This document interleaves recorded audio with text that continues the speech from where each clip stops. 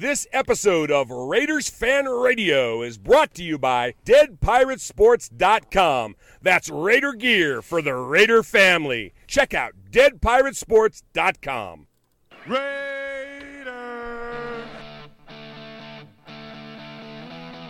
Raiders Fan Radio. You're listening to Sonny and Murf from the Dego Dungeon. That's right, a podcast by Raiders fans for Raiders fans, the only fans that matter. Touchdown! Kenny Stabler goes all the way. We miss you, we love you, and we'll see you in the Hall of Fame. When you have great coaches, then after you have great coaches, you get great players. You have a great organization, and you tell them one thing. Just win, baby.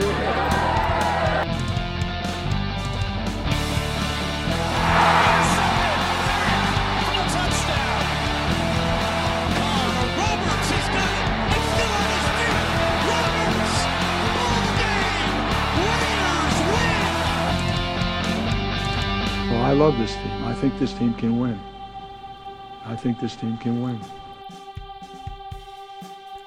What is up, Raider Nation? It is your old buddy Murf back once again for another fantastic, or we hope to be fantastic, episode of Raiders Fan Radio. It is episode number 69 here in the Dego Dungeon. Episode 69 of Raiders Fan Radio, and we always like to name our episodes after a player, and so of course we're going to name episode number 69 after one tackle, Khalif Barnes. Khalif Barnes, not necessarily the most celebrated member of Raider Nation, but he did play for the Oakland Raiders from 2009 to 2015, and I'll never forget that game at home against the Kansas City Chiefs. Boo! When Khalif Barnes lined up at tight end. The fake. Touchdown, Khalif Barnes. The tackle eligible. The Raiders have tied the game. You talk about versatility. Khalif Barnes, you mentioned it at the top of the game. There he is. He's a tight end. An offensive lineman playing tight end. He releases the ball in the belly of the big man for a touchdown. I love it when the big guys catch passes. I love it when the big guys, they just don't get their hands on the football enough, and so I love it when they finally do. So it's always fun and exciting to watch. So anyways, thank you again for joining us here on episode number 69 of Raiders Fan Radio. As I mentioned, my name is Murf. I'll be your host for the show, and you know, I mentioned on the last show that Sonny was going to take a little bit of a hiatus, in which he has. And also, I'm not really much into podcast selfies. It's not really a lot of fun to do these things by yourself, besides the fact, who wants to listen to me drone on for an hour at a time? So I brought in backup, and I've got an amazing co-host this week, a co-pilot live here in the Dego Dungeon South. Give it up for the one and only Uncle Mosh. Woo! Yeah, you know what? Anytime that I can come on a podcast and they start off the first minute and a half saying, release it in the belly of the big man. It's kind of your motto for life. Oh, my gosh. It makes me feel right at home. And yeah. Oh, thanks. Hey, ask me how I'm doing. How are you, Uncle Mosh? I'm just fantastic, Sonny. Oh, no, wait, that's your line. That's my line. You can't steal my line. Yeah. But now you have your line about the belly of the beast. The belly, yeah. Release the ball in the belly of the big man. The belly of the big man, not the belly of the beast. The belly of the big man. There we go. Well, thank you, Mosh, for joining us here. Oh, man, my pleasure. For episode, of course, Raiders Fan Radio. So we got a few things to get to today. So to give you a quick little rundown, we have a special interview. We have a very unique interview that we're going to get to here in the first segment of Raiders Fan Radio. Yeah, I don't know that we've ever done that before, Josh. It's been a while. Tell me about that, Uncle Mosh. Well, I tell you there, Murph. I believe it was the 68 season. We had a special interview like this. Yeah, your 68 season. That was it. Yeah. So we got a special interview, Uncle Cliff Clavin. We have an interview. A little known fact. And then we're going to get into some combine news there. You know, John Gruden has made his presence back in the NFL crystal clear, and so and he's fully on display this week at the combine. So we're going to talk about the combine. Then we're going to we got a couple of voicemails. we're going to play. And then we also have a fantastic family story that Uncle Mosh is going to share with us this week. Great family story from one of our listeners. Raiders Fan Radio, Uncle Mosh, is not just, what am I trying to say? It's not just national. It's international. International, and we have an international family story tonight. That's right. So, he might actually even be in our family. He might even be he might be I think he is. I think he's another one of my nephews. That was your segue right there. That was my oh no, because I got to play one more thing and then we'll get to that segue. Okay, we'll do that again. So Uncle Mosh, tell us how people can find our show. Hey boys and girls, this is Uncle Mosh. That's right. Somebody actually claims Sonny and Murf. These two. Check them out on their website, RaidersFanRadio.com. You can friend them on Facebook at Raiders Fan Radio, or you can like their fan page at Raiders Fan Radio Podcast.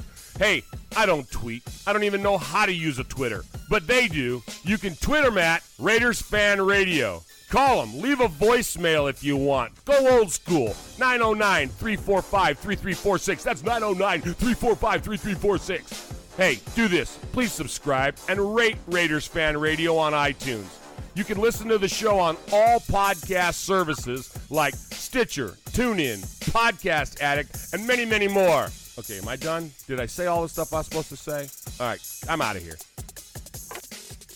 All right, Uncle Mosh, thank you for, first off, telling us how to contact Raiders Fan Radio. No problem. Like and subscribe to the show.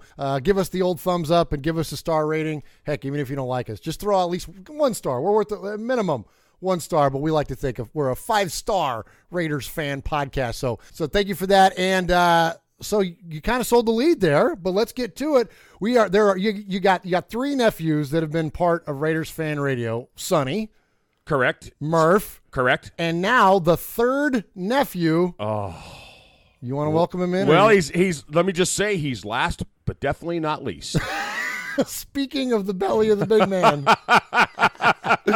Welcome to the show. We kid, but welcome to the show, Ryan the Broncos fan. Welcome to the show, Ryan. Thanks, guys. Thanks for having me on. Now, why, Ryan, would we on Raiders Fan Radio welcome in you, the cousin that is the Broncos fan? Why would we want to have you on the show? Well, I think it's important because you get a different perspective, and being a diehard Broncos fan, it's good to spread the wealth. All right, fair enough. All right, so you have been a Broncos fan your whole life, is that correct? Yeah, I was born in Denver, and so I just grew up bleeding orange and blue. All right, that was going to be my next question, was that why did you become a Broncos fan, considering that the majority of our family are Raiders fans? So it's purely based on your birthplace. Yeah, I was born there, and so ever since being a little kiddo, I can remember running around in little Orange Crush orange shirt. Okay, so Ryan, you were born there. Yeah. You lived there, let's see, till you were 2, 3? 2, 3, something like that. I don't have memories of 2 and 3, Ryan. Where did you live after that, Ryan? Well, when my parents... No. Where did you live after that? Back to San Jose. San Jose, California, which is, how far is that from Oakland? Give or take, I don't know, 30, 40 miles. So that would be the formidable years, right? When you're starting school and, and the people around you. Let me just say this.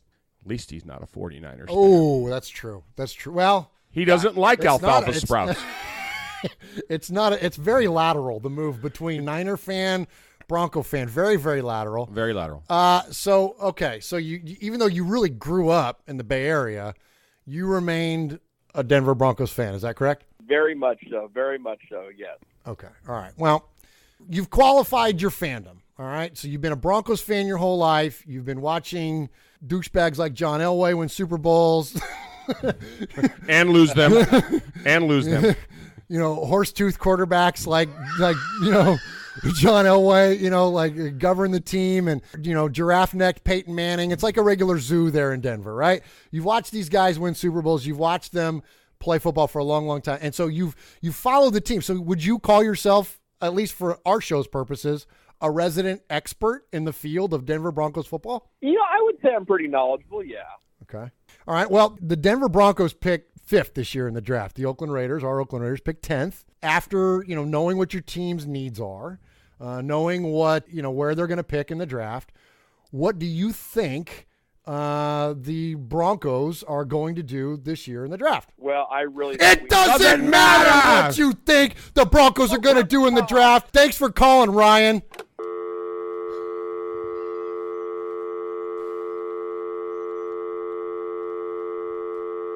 Are we going to his house for Christmas this year? That was pretty good. Oh. That was a long way to go for the joke, but thank you for being a good sport, Ryan. You're the best, Rye. Oh, good. I'm glad. That was pretty good. All right, good deal. Anything else you want to leave Raider Nation with before we let you go for real? No. It doesn't matter what you want to leave Raider Nation with. So, Uncle Mosh, there was cousin Ryan, the Broncos fan. Who? You're listening to Raiders Fan Radio with Sonny and Murf, a podcast by Raiders fans for Raiders fans. What's the next segment? All right, welcome back to Raiders Fan Radio. We like to thank cousin Ryan for being a good sport. We're just messing with him, and he knows we're just messing with him. He knows we love him despite his fan affiliation, which is just craziness. Hang on a second. Oh, he was calling back. Let me Don't answer it. Act like you're not here. No, I shut it off. Yeah. Let it go to voicemail. So, all right, Raider Nation. Well, hey, listen, we got a few things, as I mentioned, we're going to talk about. We're going to start off with a little John Gruden talk at the Combine. Now, as I mentioned, John Gruden has made such a splash already after coming back to the NFL. His press conference in Oakland was amazing. All the Oakland Raiders, the old Raiders, came out of the woodwork, to show up for the conference. And then he had his first press conference this past week at the Combine, which was fantastic. And, Uncle Mosh, you're I wouldn't say a lifelong coach, but a very long tenured coach. You've coached numerous sports. You've coached for a long period of time. So while we often say on the show we're not experts, we're actually pretty well versed when it comes to coaching and when it comes to leadership.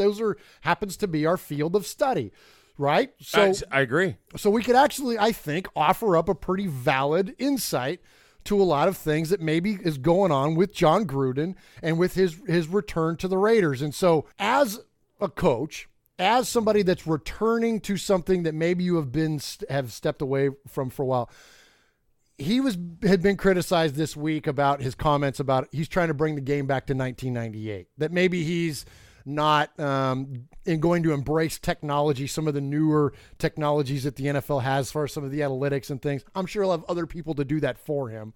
But he was criticized for the first time since he's come back, which hasn't been long. He was actually criticized for some of these statements. Are there some things about sports, and especially football, that are just going to remain inherently true? Mosh, is there some things, is that what Gruden was trying to tell us? Look, let me break it down to you by the numbers. Ooh. Gruden is worth $22.5 million. Gruden didn't just poop that money. In 2015, Gruden signed with ESPN for $6.5 million. Okay? Here's what everybody is missing. Okay. Gruden never left football. Gruden never left football. That is stupid talk. That is. He's been out of football, blah, blah, blah. You can't even say he's been off the sidelines. This man hasn't stopped. He hasn't stopped coaching. I guarantee you, when he's up at 3 o'clock in the morning and he's watching films and he's drawing up plays, he's still coaching in his brain. He's still coaching. You know what Gruden's going to do? You know what technology he can't embrace? He can't embrace the blue tint on the sidelines. Yeah. You know what I'm saying? Uh-huh. Gruden doesn't twit. Not like we do. No, you got a mouse in your pocket. Yeah, you know what I'm saying. There are a good leader surrounds himself with good people. Amen. And that's the bottom line. If there's technology, Gruden will hire technicians. Okay? Break it down for me. You and I sat downstairs before we ever even talked about the show today, and I had your son do an algebraic equation for me. Because you don't do algebra. Because I don't have to do algebra at 60 years old almost. You know what I'm saying? I don't have to do it. I've got a 15-year-old great-nephew who will do my algebra for me. And Gruden's is gonna do the exact same thing. And isn't that truly isn't that what leadership is all about? Is it's all about enabling those around you to their own successes, whether that's your players, whether that's other coaches. And I think that the idea that Gruden has to be everything, this is a major misconception, I think, frankly, in coaching as a whole, is that the head coach doesn't coach everything. He's more of a general manager, and the coaches, your position coaches, your coordinators, those are the guys that are doing that stuff. Absolutely. He's making the overarching decisions, and he's providing a culture for the organization, right? Absolutely, 110%. He's the guy. He's the good guy. He's the bad guy. He's the guy that's going to put his foot in your butt, and he's the guy that's going to put his arm around your neck. That's his job, and he has to know when to do what. And that's what people are forgetting. If you have that inherent ability to motivate men, I don't care if you're out of it for 20 years or 2 years, you know how to do that. And they go, oh, well, the culture of the game has changed. The culture of the players have changed. Okay, he's changed with it. The man didn't. He walked away from the day-to-day sideline coaching, but I guarantee you he did not walk away from the game. And that's what – this was a coup. This was a major coup for the Raiders. People are getting crazy about that, and they're wrong. They've totally missed the ball. I love it. And, this is such an amazing return for the Raiders, a return for Gruden, obviously. Sonny and I, probably 10 shows ago, we had the topic came up about favorite coaches of all time. And I picked Gruden. And there are a lot of modern-day coaches like Mike Tomlin and a handful of guys that I really like and have a lot of respect for. Historically, of course, Madden, of course, Lombardi, of course, those coaches. But Gruden, I think, is my all-time favorite coach. And that's why those points you just made are why he's amazing. Those things, again, enable those around you to be successful. The motivator, the passion, that's the stuff that you get out of him that we didn't get out of Jack Del Rio. Right. You don't get out of Ben McAdoo or whoever else. That's what makes John Gruden. And so those things don't change. So we're going to go to an interview real quick. We're not going to play the Combine audio. That's been so all over the place. You couldn't throw a rock and not hit that Combine video. But I do want to play a few clips from an interview that he did with Steve Mariucci, his former coaching partner. They were together in no Green Bay for sure, because they both coach Brett Favre, and I think in maybe even San Francisco as well. And who is it? It's somebody he's worked with, somebody he can trust, somebody whose strengths and weaknesses he knows, somebody who has a job and has a design that fits into the plan. Absolutely. So they're talking each other's language. It's clear. And then Melissa Stark is there as well. Anyway, so we're going to play a few clips from this, and we'll go over them kind of one at a time. We don't break down film here on Raiders Fan Radio. We break down audio, right? So, and we just generally break down sometimes. What do you mean? Well, there's been 3 or 4 episodes here this year where you and Sonny had plenty of breakdowns. Yeah. All right, here we go. Here's our first clip from John Gruden and Steve Mariucci and Melissa Stark. The Raiders and this time, would you have gone to any other team besides Oakland Raiders and any other time besides right now? It's just all hit me at once. I've always had the urge to come back and coach. I've been preparing to do that. A lot's changed, though, in 10 years. Everybody keeps talking about how different it is and how, it's changed. Technology's changed. I can't even turn on the TVs in my office. That's what's changed. We're not allowed to meet anymore. We got GPSs monitoring the quality or quantity of how much our players work. When we were together in Green Bay, when we were just kids, we weren't even shaving yet. You could bring your guys in. Remember, we used to have quarterback school all of March. You're not even allowed to talk to your guys yet until April. Yeah, Mooch, I think what you did with Brett Favre back in 1992, I don't know if that happens today. We get Brett Favre in a trade from Atlanta. He's got to come in there and learn all these formations. That was before we had the walkie-talkie that could tell him the formations. I used to have to give Brett Favre the formations, and he's the quarterback coach. And he didn't know any of the formations. So Holmgren be yelling at me. I said, Mooch is the quarterback coach. Mooch teaches the I'm up in the formation. box. Gruden, you give it to him. He didn't want Mike. Remember, Mike tried to give it to him, and then Varf said, he's yelling at me too much. Put Gruden on there. But a lot of his development happened in February, March, April, before minicamp. And it's not just the quarterbacks that are getting developed. It's all the other positions, too, which shorten down off seasons. So how are you going to deal with that? Well, you're going to have to adapt. You got to show some maturity. And that I don't have a lot of, so I'm going to have to quit complaining and show some maturity and adapt to the rules. All right, Mosh, there's a couple things that he said that I think are of note. First off, they asked him, did you come back for the Raiders? Or would you have come, is this the only job you would have come back for? And he says, I don't know. I think that's a fair answer. Would he have come back? Rumors were he was going to come back coach UT, right? Mm-hmm. University of Tennessee. Exactly. Rumors were that he was going to looking at the Buccaneers. And then, of course, obviously he chose the Oakland Raiders. But I kind of liked his response there because it wasn't definitive, but I think the Raiders were his favorite. I think we kind of get that feeling and that vibe from him that we talked about last week. He wasn't pining for the Buccaneers job, but he feels like he's got to finish business with the Raiders. Would you get that sense too? I did. And you know, we've had we've been lucky enough to have on the podcast friends and family of former players and stuff, and oh my gosh, nobody ever talks about their time with the Raiders in a bad light. That's even when Al Davis fires you.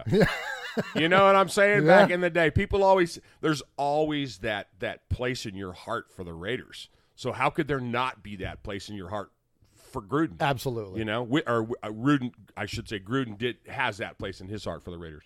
So the other thing you mentioned on there that I thought was interesting was he talks about, he's going to have to adapt. He's going to have to adapt to the time. Like he mentioned about the development of Brett Favre. Wouldn't you know, or don't you know, that he wants to be with Derek Carr right now? He wants to be around that guy. He wants to be able to work with him right now, but he can't. So what do? You fold up shop? No, you adapt, right? Isn't that what good coaches do? Isn't that the whole, whether it's in game or over a season or over a career, right? You have to evolve. You go from pee-wee football, baseball, basketball, soccer, whatever it is, to the pros, and the people on the sidelines are constantly yelling at the coach, make a change, it's not working, that game plan's not working. Oh my gosh, what do they say? Make a change, adapt, coach, adapt. It's the number one thing. People don't use the word adapt. They use a lot of things we're not going to say Yeah. But in a sense, that's what it is. If it's not working, change it. People want you to change. And if he's embracing the change, what more could we ask for? Right. He's not shying away from the fact that things are different. He's not trying. He said jokingly, I'm trying to take it back to 1998. Sure. But he understands that there are conditions that he can't. So he mentions he's going to have to adapt. And I think that's absolutely the way it needs to be. So, all right. So we're going to go to the second clip here. Again, all same interview here. And here's what they got next. How's Gruden's personality going to jive with that quarterback, Derek Carr? Are they going to get along? I know, man. You've known him for a long time. He had him on your quarterback camp, right? Some people have a bad perception of me. They What just is think that? I'm like a foul-mouthed bad person or something. And that's wrong. Yeah, I mean, there are times that I get wound up pretty tight. You'll see. There are also times that I take a lot of pride in being a pretty good guy. But if you can't get along with Derek Carr, right, you can't get along with anybody. You've spoken to him. How's that going? Yeah, great. I mean, I saw him at the press conference. Unfortunately, you're not allowed to spend time with these guys. Mm-hmm. And look, you want to build a relationship with them.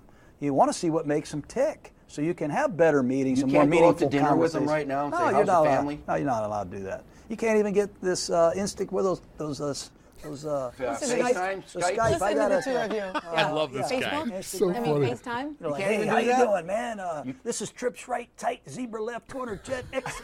I'm dying to do that. White banana. Okay. Spider 2 Y banana, the strong right, tight slot. What's the matter with you? Losing my mind. Don't you love that? He's talking about putting plays in as his contact information. You know what I mean? To get away with it. But don't you sense it now? Granted, they haven't spent time together, but don't you get the sense that from not only Carr's comments about, look, I'm willing to be coached. Challenge me. Yeah. I've been coached aggressively before, and I'm okay with it. And then you hear comments like that from Gruden, like, how can you not get along with this guy? Exactly.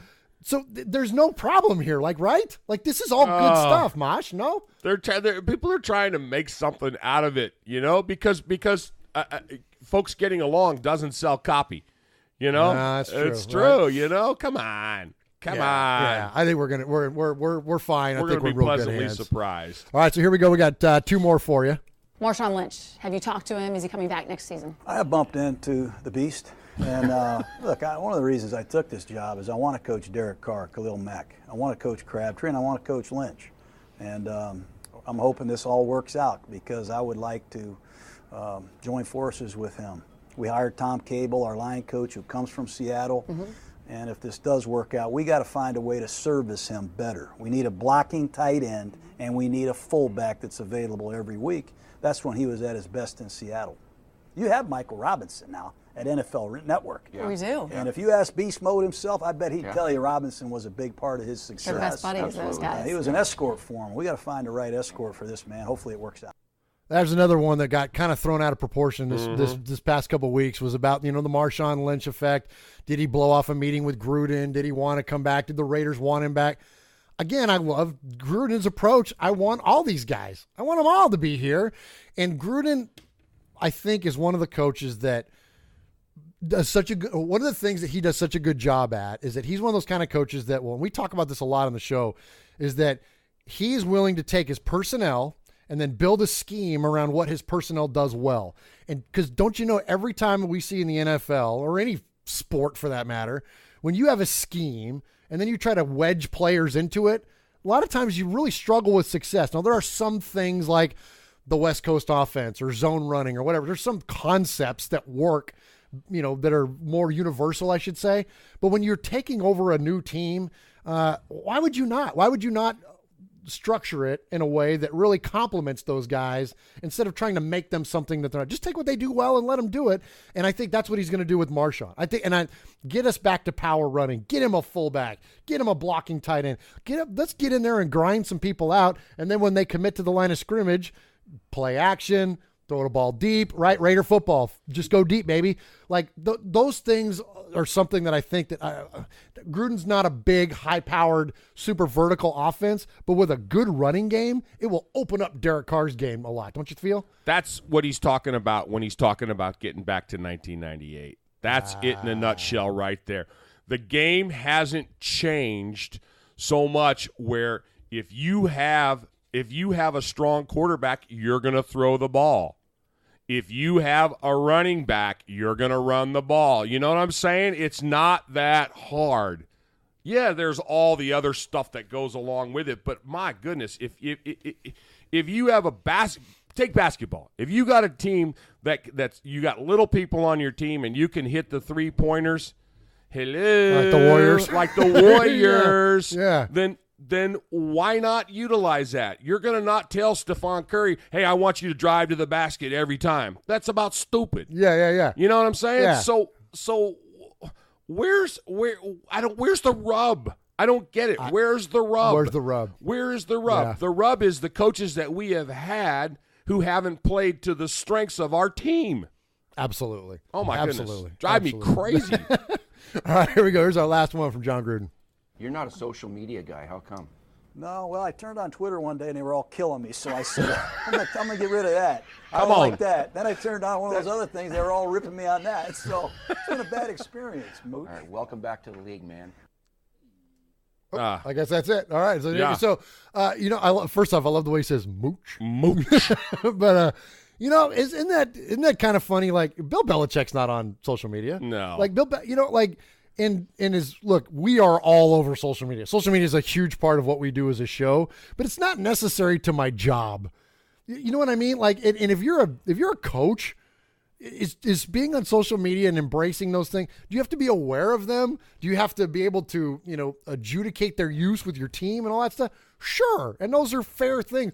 But but he's not going to be. Gruden is not a social media guy. You want to see Gruden talk, you're going to have to do what we did. You have to turn on the TV. You have to download a press conference. You can do whatever because you're not going to be able to flip on social media and see John Gruden tweeting or anything. No. But I also don't see him keeping the players from doing that also. No. And here, you brought up Belichick. Oh, now careful. Hold on. Now I'm going to get Well, we got roasted for that. Sonny's not here, so I got to give you a little bit of All grief right, about your love affair with Belichick. Right. But anyway, Well,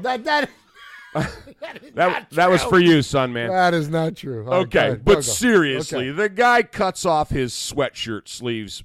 You know what I'm saying? By himself. By himself. He doesn't have that done. You know? No, that's right. He does that. That's why they're uneven. You know? Give me the scissors. You know? The guy's going to cut off his own sleeves. You know, he's going to do what he does. He's going to do what he does, and he does it well. And that's what Gruden's saying. I'm going to do what I do, and I'm going to do it well. If this other stuff doesn't affect how I call a game on the sidelines, if I tweet or if I have Facebook or any of those other things that I'm with you, Johnny. I don't have them either. You take your phone and you hand it to a teenager and say, "Here, make it go." I got all that. I got the Instaface, and I got the Twits, and I got the all that stuff. I don't use it. I don't know how to use it. I hand it to you. I hand it to a kid. I go, here, make a post. But it doesn't make me doesn't make you a better football or worse football coach. Doesn't make what I do any better or any worse. Right. Right. All right. Drive me crazy. All right. There we go. Next one. You have a commercial? Yeah. What do we got? Nobody enjoyed a good Donnybrook more than sixth-year linebacker Phil Villapiano.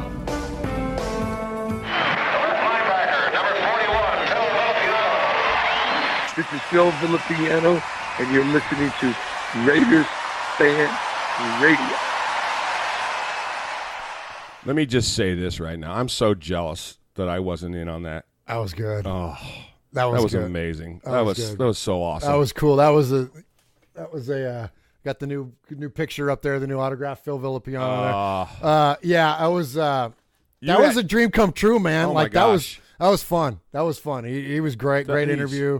Yeah, that was legit. Was there a lot of time afterwards? Did you guys have off the air stuff with him? No, not a ton. And we had a little bit going in, but you could tell he's a pro. It's funny, like, and we have a lot of different guests, and I'm not to disparage anybody that's ever been on our show, but you can tell the ones that do a lot of interviews, the people that get it, where it's like, let's get in, let's get out, so there's not a lot of room for banter, but we did have some talk about our family and how we were all Italians and Villapiano fans and all that kind of stuff, and so a little bit, but it was just great, and so thank you to Andrea Villapiano for setting that up for us. But that was really cool, and that's something, frankly, that we're going to try to get into a lot more of here on Raiders Fan Radio. So we're going to get into some more former player interviews and some others as well. So thank you for bringing that up. That was fun. That was amazing. That was really cool. All right, well, so Mosh. So speaking of people that join us on the show, every week we go into our Sea of Fans mailbag and we hear from you out there from Raider Nation. There he is, fading, looking. He's under the gun. He's tied, he throws. It is. Oh, he caught it.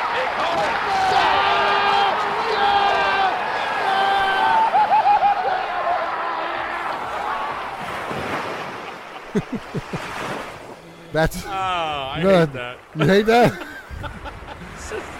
Your cackle just cracks me. I know. It's just the best. It's the best. That's real. For those of you that don't know, that's actually taken from the left field bleachers there. Yeah, it was an A's game. From an A's game. Yeah, from an A's playoff game. Jonas Cespedes hit a home run in Game 2.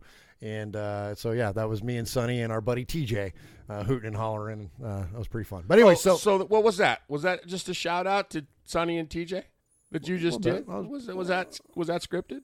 No. Then Q-Dog. What up, my man? Why? Okay. Why? Sorry, nothing. Why are you saying what up to Q-Dog? Well, because Q-Dog likes me. Well, yeah.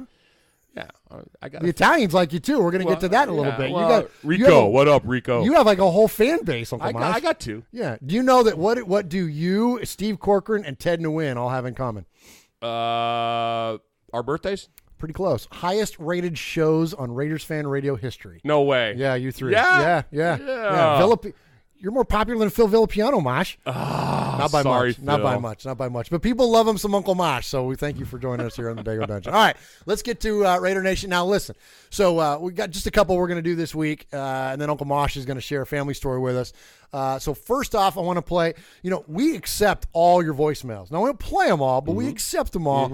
And although I do go through them, I don't want to exclude them just because they're not always complimentary of our show. Like, we're open to everything, right? Sure. Last week I played one from a guy that gave me a ton of crap for, liking the Patriots and whatnot. But anyway, so I don't like the Patriots. Let me back that up.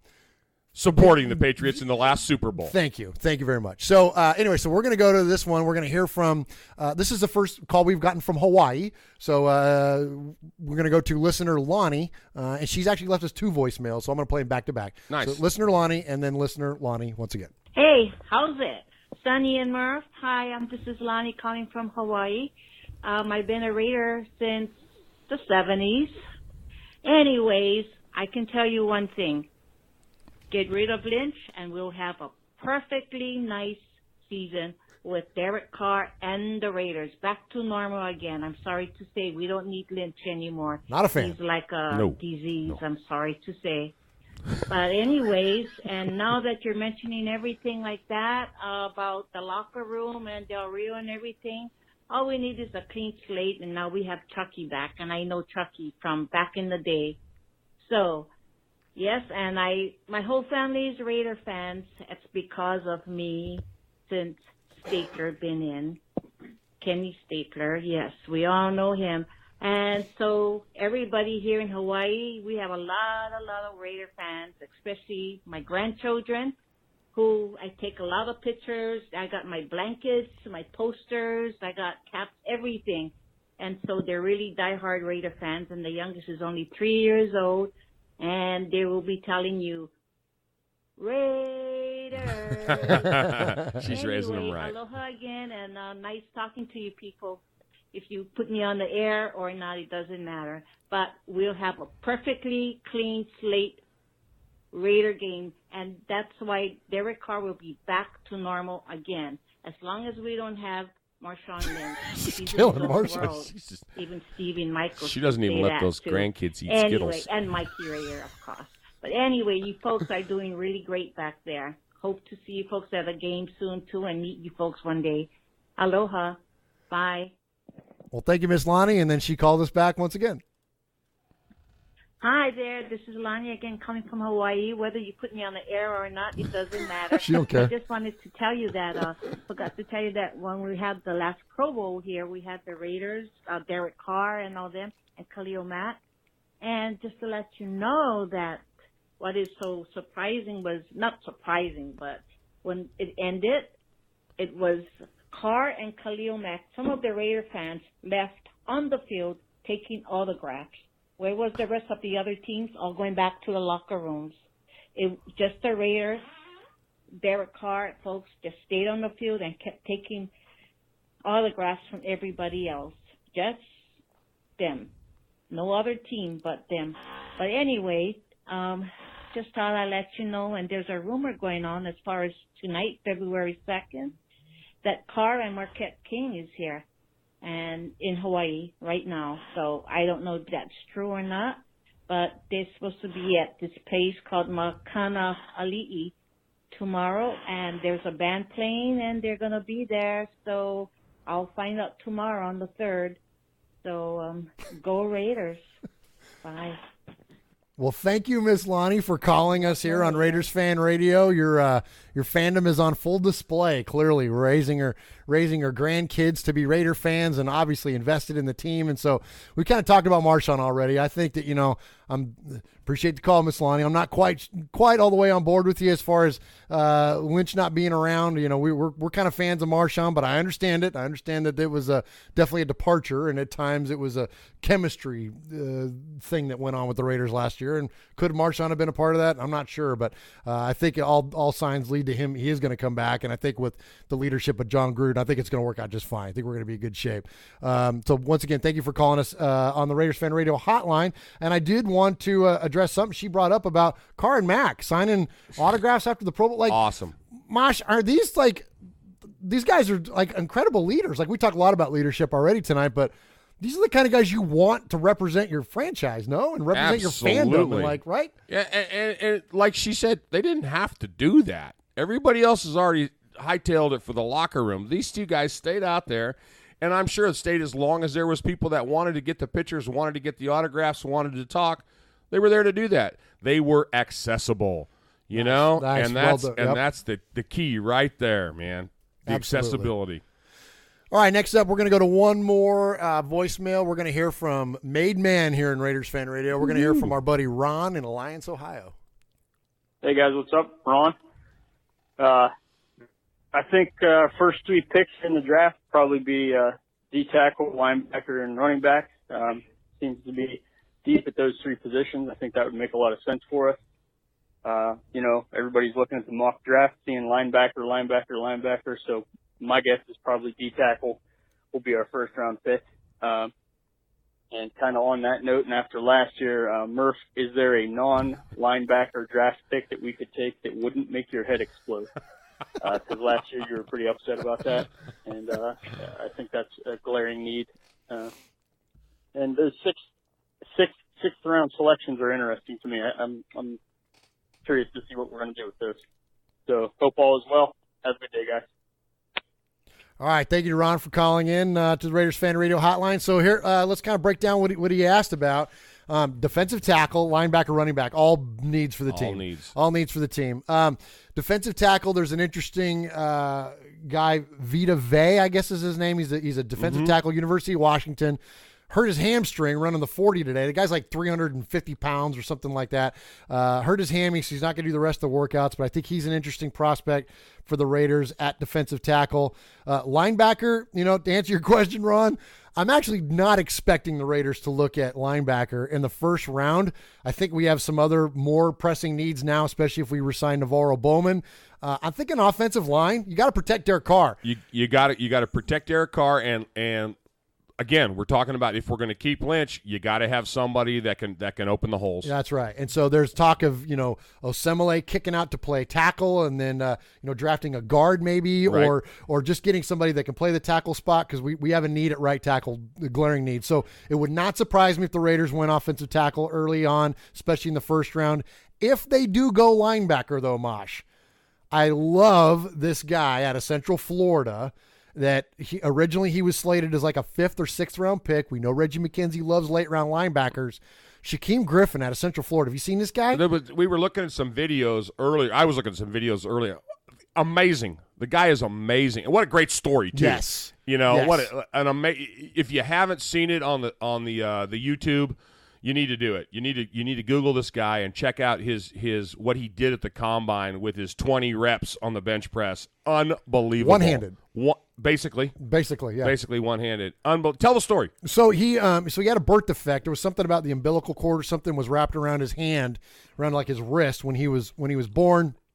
Cut off the, I don't know, whatever happened. But basically it cut off the circulation or some kind of flow, and he lost it. And he lost it as a young child. So him and his brother came up. They were like minutes apart. They're twins, and they came up playing football together. And he talked. There's a video of him. He talks about his dad never let him use that as a handicap or a crutch. He said, "You can catch a ball." Catch the ball. And the guy does an amazing job catching the football. Like you see him make interceptions in NCAA football games.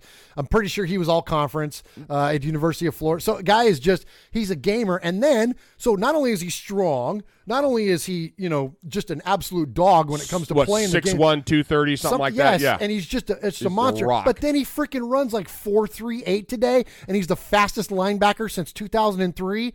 Come on now. That's crazy. Come on, Reggie. You want a outside linebacker? That's the guy to get. You sign Navarro Bowman. You put him in there to play standing up, so you don't have to worry about Bruce Irvin standing up or even Khalil Mack. Put those guys on the line, put their hands in the ground, and let them rush the quarterback. That's what those guys do good. Let Bruce Irvin rush the quarterback and put somebody like Shaquem Griffin up there behind him to stand up and let that guy worry about going into covering tight ends and dealing with Gronkowski. Guy's got the speed that can stay with these guys, right? He could outrun Ron Gronkowski or Travis Kelce all day long. That's the guy you want on him. So absolutely. I think it's an amazing story, as you mentioned, and I think it'd be a great, great move for the Raiders. And I think they can get him, he's not going to be a 5th-round pick anymore. He's probably going to be a 4th or a 3rd even with this show that he had today. Sure. So are the Raiders willing to pull the trigger on him in the 3rd round? Heck yeah, man. Heck, pull it on the 2nd. I mean, go for it. Do it. But and then lastly, yes, we need a running back. And now, Ron, the good news about this running back draft, there are a ton of running backs. And it seems like the longer the drafts have gone on, that kind of right now, running backs, you can get good running backs late. You don't have to draft Derrick Henry in the 2nd round. You can get Kareem Hunt later in the 5th round or whatever. So there's going to be guys. You got the 2 guys out of Georgia, Sony Michel, Nick Chubb. Nick Chubb's probably going to be around late. He's probably going to be around a 4th round or something. So I think that the Raiders can address the defensive issues early on, address those issues in the 1st, 2nd, even 3rd round. Get a running back late. Get a running back in 3rd plus, and I think they'll be fine. Saquon Barkley is going to be long gone by the time the Raiders pick at number 10. You know what I mean? Like those top-notch running backs are going to be gone. So get your guy and get a value player late in the rounds. I think by the 4th round. But great questions, Ron. We're going to address the draft more and more as we go on and barrel on towards it. But I think that's definitely where the Raiders are going to look to. And and kudos to Ron, obviously a made man, because Ron was concerned about your head exploding. and they know. Yeah. They know. Yeah. The true made man. I had a fit. I had a fit last year when they didn't. Oh, and so okay, so then so look, I'm going to get me all wound up again, Ron. Okay. A single fit, just one. You had about 4 episodes of fit. No, look. Okay, just a little leftover fit. Okay, come on. So we now subscribe to RaidersSnakeBit.com. Our good friend Steve Corcoran, author of the book, right. Al Davis Behind the Raiders Shield. Him and Bill Williamson started this website, RaidersSnakeBit.com. It's a subscription service. Phenomenal. I love it. I read it every day. I just eat it up. It's great info. One of them, either him or Bill, had an article about, I think it was Bill, what the Raiders could have done if they didn't pick with this pick. And they did last year. So, right? So they did, what if the Raiders didn't pick Obi Melifonwu last year? Who was left on the board? Zach Cunningham, University of Vanderbilt, killed it last year playing for the Houston Texans. That was the guy I figured, because I figured guys like Reuben Foster and those guys were going to be gone off the board. And I was talking the whole time, like, get Zach Cunningham. And then sure enough, Bill Williamson here a year later, he's like, well, they should have drafted this guy. Yes, I know. That's what I was trying to tell you. Thanks, Ron. Yeah. Thanks, Ron. Sorry. All right. Okay. Anyways. All right. So so close us out here, Mosh. We do want to hit a family story. Thanks again. First, I should say this. Call the Raiders Fan Radio hotline, 909-345-3346. That's 909-345-3346. You can call us anytime. You can leave your voicemail. You can leave your family story, and we will get to it here on the air. And so next up, Uncle Mosh is going to tell us a family story. Hey, this is Steve Corcoran of RaidersSnakePit.com, and you're listening to Sonny and Murf Raiders Fan Radio. They're the best around. All right. Well, it gives me a great deal of pleasure to talk about this week's family story. And this is so cool. And you know, I got a couple of fans, right? I got Q-Dog, right? Yeah. Q-Dog was my first fan. Who's your first? That's right. Steve. I got Steve. We ought to call them like the Moshers. Yeah, the Moshers. The Moshers. yeah. So Q-Dog, Raider Steve, almost. Raider Steve. Right? Yeah, Raider Steve. And I got another fan, Rico. Rico's awesome. Rico's one of our international fans. Nice. Yeah. His name is Enrico, but he goes by Rico. He lives in the Canary Islands. So Rico wrote us an amazing letter. Of course, English is not his first language, and it doesn't matter because what he's talking about came through. And it's an amazing story. It's really, really long, and Rico, let me just apologize up front. We're not going to be able to read the whole thing, but I went ahead and I took some liberties, and I kind of recapped what you said. But I'm gonna go ahead and tell you the story, and then give you some pieces of it that were really pertinent. And it's a great story, and basically what it does is it chronicles Rico's life, how the Raiders struggles have gone and Rico's struggles have gone hand in hand. Yeah, so he starts off, he says, "Dear Raiders brothers, Sonny and Murph, I write you this email to tell you my Raiders story, which I think is a perfect example of why we Raiders are the most amazing group of human beings in all the universe, and nobody can be so passionate like us. My entire path has been fully connected with the Raiders' path in a lot of details that are impossible to write in an email, so I'll just try to be as brief as possible and do it anyway. If I would like, I'd like to talk about that path with you for hours." Okay, Rico, we don't have hours, but I'm gonna tell you some stuff. Okay, so Rico basically was born in Europe, and he was born around the time that the NFL Europe was kicking off, right? Okay. And he actually had an uncle who played European football. Well, European football it was more of a club sport, right? Oh, okay. They didn't get lots and lots of money for that, so they just played. And when Rico started, when Rico's uncle, his family started growing and stuff like that. He's Uncle Rico. Like, I just put that together, like in Napoleon Dynamite. Yeah. Sorry. Well, it's actually it's Rico's uncle. Yeah. It's the same thing, but different. Okay. So Rico's uncle started taking him to games, right? And Rico says in 1988, when he was 5 years old, that's the only thing he remembers from that age, and Uncle Rico has confirmed it, that his Uncle Steph brought him to a game and he fell in love with the sport. That's awesome. So, like so many of us, there was a man in his life who turned him on to football, okay? And it was pretty cool. He says, and as he grew up, all of his friends were doing soccer and basketball and stuff like that, and they were only able to get one football game a week on Sunday. And he always hoped it would be the Raiders.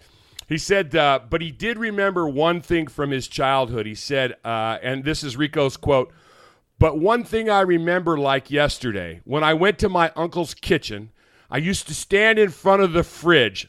Hey, come on. I'm telling you, this kid is Rico, we are related, my brother. I used to stand in front of the fridge for minutes. He was a young guy. It was only minutes. It's not like us for hours. Because I would stand in front of the fridge because he had different magnets from the NFL teams, like the Dolphins, the Cowboys, the Packers, etc. But my eyes can't take the look away from the silver and black helmet. The magnet with the Raiders logo. One day, I finally decided to ask him if I can have it because I wanted to support a team, and Raiders will be my team.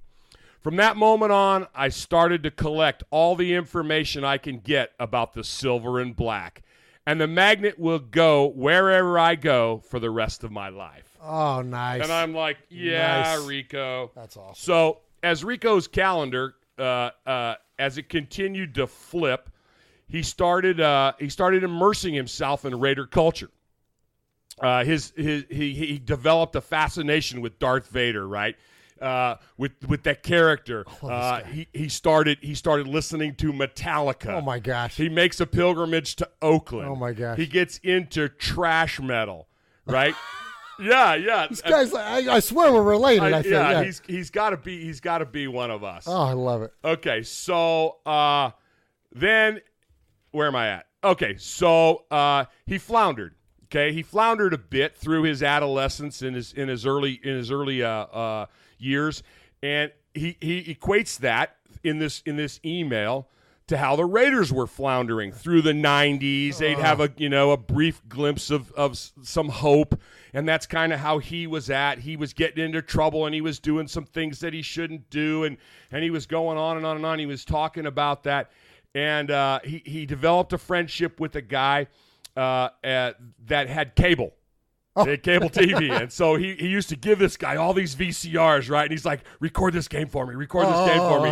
So he was getting tons and tons of Raider games, and he was watching them on tape delay, and he was just knew his fandom was just out of control, right? And then he says, like our team, I can't find stability and consistency. And I'm like, Whoa. oh, man. He's Wow. talking about 2011 or so, right? Yeah. So all of a sudden, a few years pass, and as if by divine intervention, his favorite team, about 2015, makes a turnaround. That's when we started, huh? Right. Started to become correct. At the same time as the Raiders make their turnaround, Rico reconnects. Okay, he reconnects with his sister. His sister. His life started getting better. Small set of circumstances, he floundered a little bit, but some personal things in his life started to take off. Okay, and things started getting better. He says, "Lord knows, guys, everything happens for some reason." And 2018 season will be great. On September 2017, I discovered your podcast. And I'm not in the social medias, and I never have had Facebook.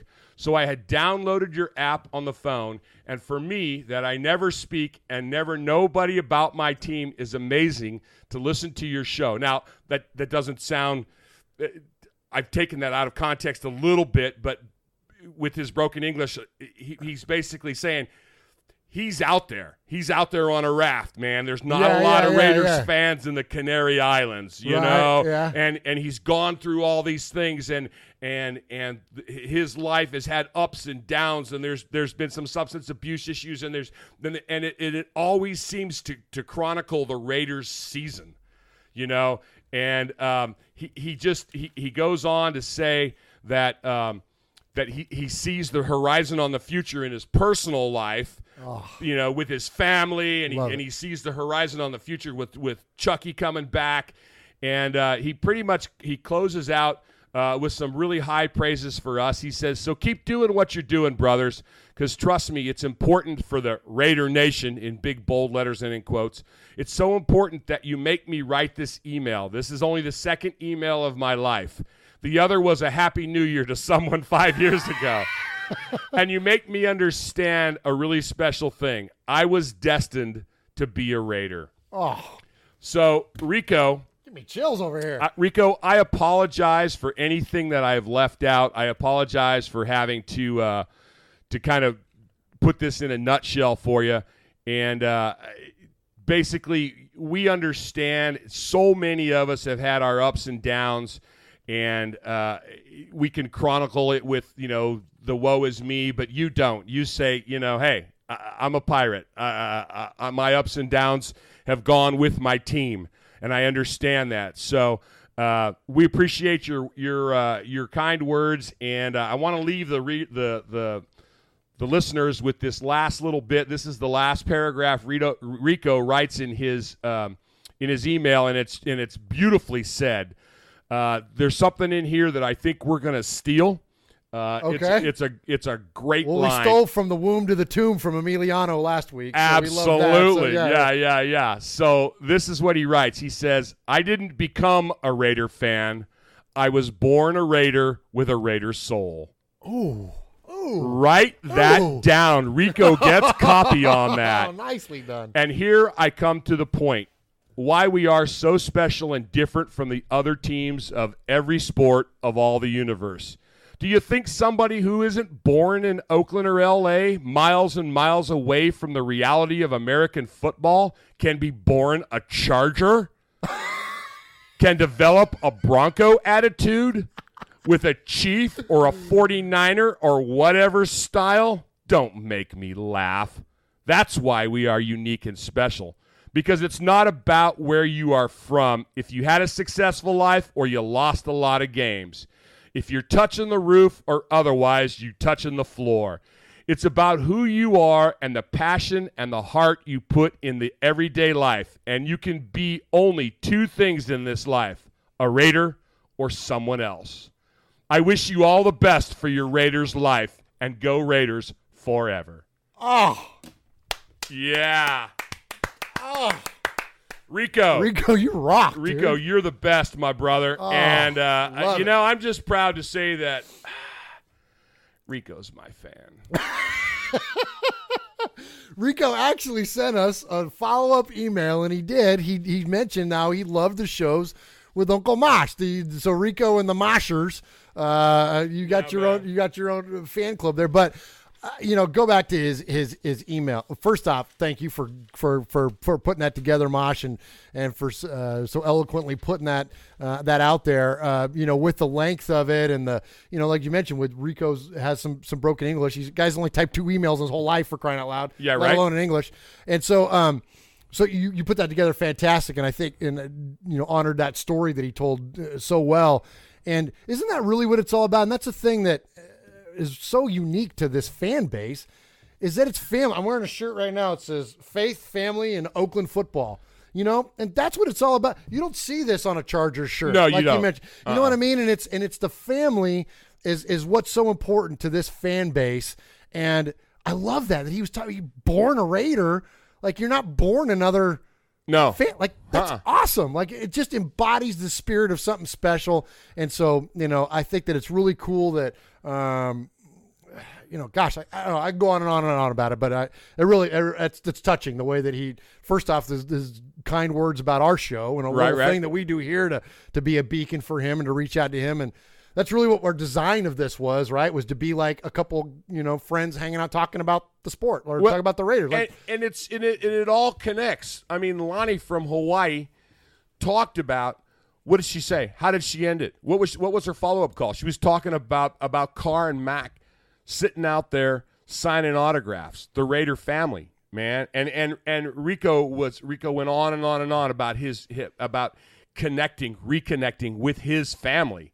That's something that he really stressed, and that's just we're family. We do this show, and I mean that's what we do. That's that's the thing. Awesome. Family first, Rico. Right on, bro. Absolutely, man. That's awesome. Well, so we've gone tonight from Middle Tennessee to Hawaii to the Canary Islands, right? And all revolves around the city of Oakland and soon to be Vegas.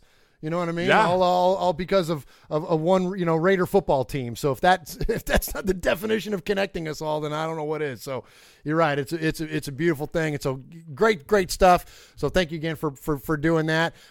That's all we really have for you this week here on Raiders Fan Radio. So you got anything else before we hit the brakes here? We gotta remind people where to find us. You can find us on Twitter, Facebook, anything at Raiders Fan Radio. You can find us on Instagram and all that good stuff. Find our show on iTunes, Stitcher, blah, blah, blah. We're all over the interwebs. All over the interwebs. Just Google Raiders Fan Radio, and if you can't find us, then you haven't Googled it right. That's right. We're all over the darn place. But anyway, so parting words, Uncle Mosh. That's it. No, I just want to say thanks for letting me come and do this again. I always love to come and play in the Raider Dungeon, the Dego Dungeon. Excuse me. What is it? Raider Fan Radio South, the Dego Dungeon. Dego Dungeon South, I call it. Oh my God! I know it's a fantastic, Sonny.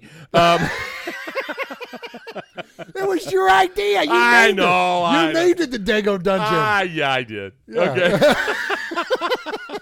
Okay. Okay. No, I just once again, it was great to get on here and to get to play with you guys. And am I back next week or? You come back anytime you want. Okay. Yeah, I might be. We actually have a really cool interview on. We got to confirm still. Villapiano? No. Oh. Yeah. Well, I did knock on his door the other night. Nice. Yeah. He's not answering my call, so I had to go over to his house. www.stalker. Yeah, exactly. But no, we do have a cool interview on tap for next week, but it's not confirmed yet, so I don't want to throw any names out there. But yes, you please come back anytime. Always welcome to join us here on Raiders Fan Radio, of course, during Sonny's hiatus and then beyond. Anytime. Well, I thought that was the show. The one where you came and sat in with us and we had a 3-man booth. That was I think that was our highest rated show ever. Well, yeah. So and if this one gets high ratings, Rai might want to come. the redheaded Bronco fan might want to come. Mosh and Murf and Rai. Hey, come on, Sonny. There's a picture of the four of us. Picture of the four of Mosh and Murf and Rai and Sonny. Yeah, at the Titans game. Yeah, sure is. When they lost to the Raiders. That's exactly right. That's exactly right. So, all right, well, good deal. Well, thank you again, Uncle Mosh. Thank you, Cousin Ryan. Thank you for being a good sport about your stupid Bronco fandom. We love you anyways. Who? What? I'm sorry. I blacked out for a minute. I don't know. Did I say something? No, you weren't saying Okay, it. all right. So thank you again for joining us here on Raiders Fan Radio. Uncle Mosh, you got anything before we head out? I got one thing I forgot to mention, and it's a biggie. It's a biggie, Murph. DeadPiratesSports.com. You know how wonderful they are to work with. Well, Captain Darkside is doing a treasure hunt. How does that work, you're asking? Clues are going to be given on episode 70. You can also get clues off of DeadPiratesSports.com website. What he's giving away is a treasure chest full of collectibles, autographs, stuff, all kinds of memorabilia, all kinds of Raiders swag. It's amazing. It's the Captain Darkside's treasure hunt coming up, and you can get clues off of DeadPiratesSports.com and our next episode, episode 70. So don't forget to join us for episode 70 and check out the clues for that. And also, if you do any shopping at DeadPiratesSports.com, enter in promo code RFR10 and you get 10% off of your order. That's any order at DeadPiratesSports.com, promo code RFR10. So, Raider Nation, from the womb to the tomb, and it's wherever. Wait. Oh, get Rico's quote. Rico's quote. Okay, so let's start this over again. Okay, right, so get it ready. Get it ready, and then I'll hit it. We got taglines now. Yeah. This is when you want a Raiders fan show with taglines, this is where you go. All right, so Raider Nation, from the womb to the tomb. I didn't become a Raider fan. I was born a Raider with a Raider soul. Because it's Raider Nation wherever, forever. So, Uncle Mosh, there was cousin Ryan, the Broncos fan. Who?